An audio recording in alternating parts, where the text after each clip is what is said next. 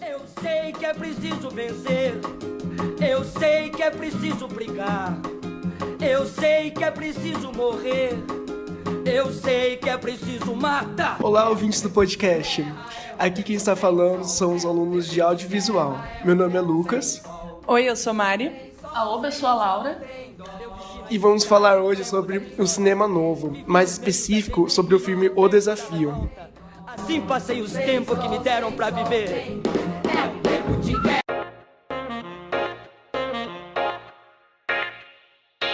Podcast Boladão.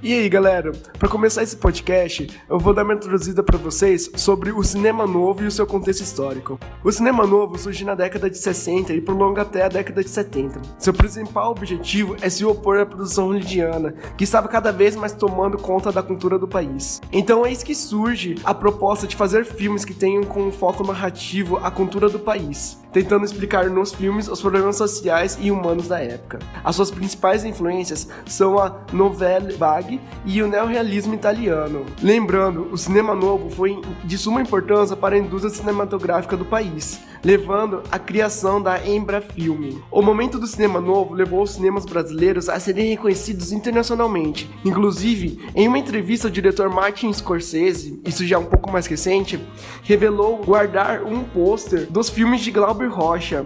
Ele disse que foi uma das suas principais influências. O cinema novo é dividido em 3 fases. A sua primeira fase vai de 1960 até 1964. É uma fase mais realista, ligada ao fatalismo, denúncias políticas e sociais, tudo relacionado à desigualdade social e de classes. Já a segunda fase vai de 1964 a 1968. É o início do governo dos militares, o mais conhecido como ditadura militar. Os cineastas nessa fase já estão descontentes com a saída de Django e a entrada de Castelo Branco. Nos filmes da segunda fase, há uma enorme crítica social em oposição ao governo autoritário. Um grande exemplo, e o que vamos falar ainda nesse podcast, é o filme O Desafio. A terceira fase vai de 1968 a 1971.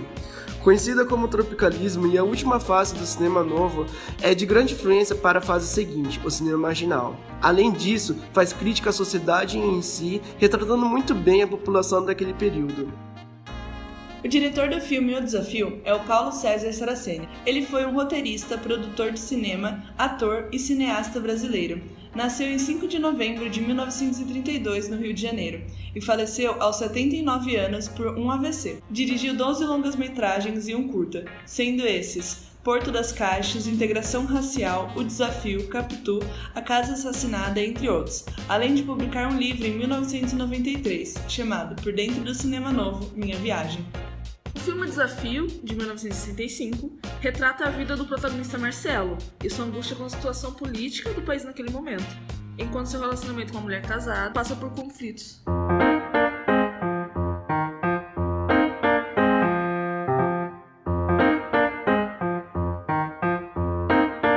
Bate-papo.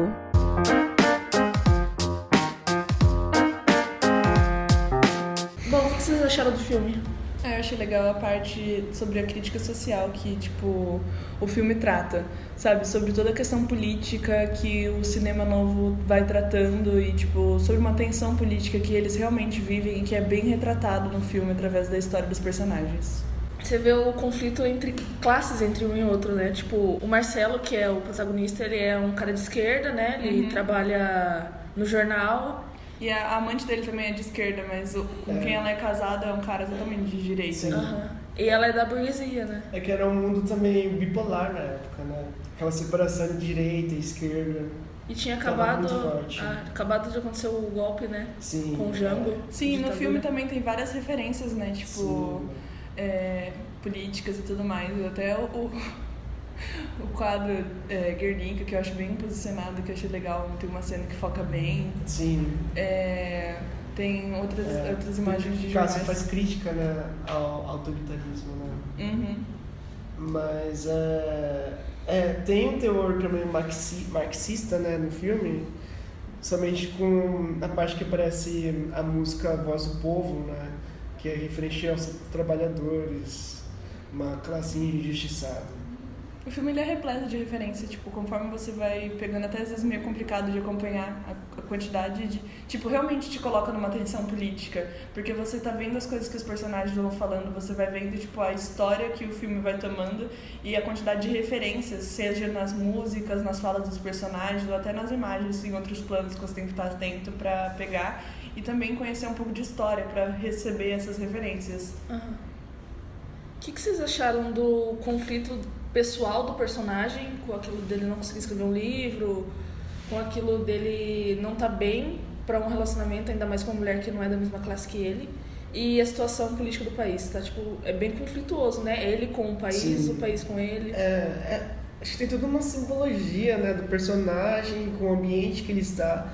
É muito parece que o personagem em si está com uma fase existencialista, mas ao mesmo tempo está numa, como pode dizer, melancolia, sabe? Por causa do ambiente que ele está inserido. Da tensão, né? Sim, tensão política e tudo mais. Mas o personagem em si, ele é o mais angustiado em relação aos outros, sabe? Os outros parecem que eles estão meio, tipo, nós vamos resolver isso. Enquanto ele tá vendo a proporção que aquilo tá tomando e as coisas que estão acontecendo.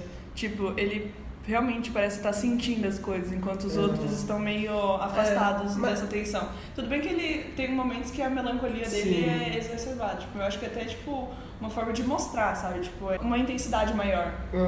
Até uma... Total.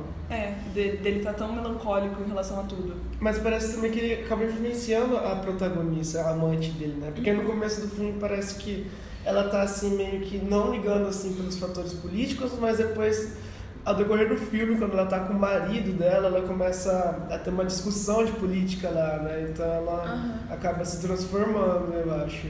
Ela tava mais preocupada com a relação deles do que com o estado político do país, né? Exatamente. No decorrer do filme muda isso. Tem muita gente que tá mais focada no individual durante o filme e depois vai entendendo a tensão política que tá acontecendo. E, tipo, ele parece que é realmente o que mais sente aquilo. Eu acho que o filme quer retratar exatamente isso, né? O conflito do indivíduo e a sociedade, né? Sim, somente ele cai muito, né, que a gente falou anteriormente, né, da segunda fase, né, do cinema novo, que é repleto de crítica à ditadura militar, né? Mas também o começo que o filme foi feito, né, que foi no começo da ditadura militar, foi um começo assim ainda raso, né? Não tinha opressão, não tinha torturas. Se ele tivesse feito já na terceira fase, que é a fase mais pesada, né, do governo Médici, daí sim ele já teria alguns problemas, né? Acho que principalmente o diretor, né? Teve até censura esse filme, né? Tem, o começo já teve, né? Mas ainda assim foi meio raso, né? Comparado aos outros. Então é isso, galera. Obrigado por ouvir nosso podcast. E se vocês estiverem interessados em assistir o filme, ele está disponível no YouTube. Um grande abraço e até mais. Apresentação e comentários: Lucas Nakazato, Mariana Alves, Laura Cristina. Edição: Laura Cristina.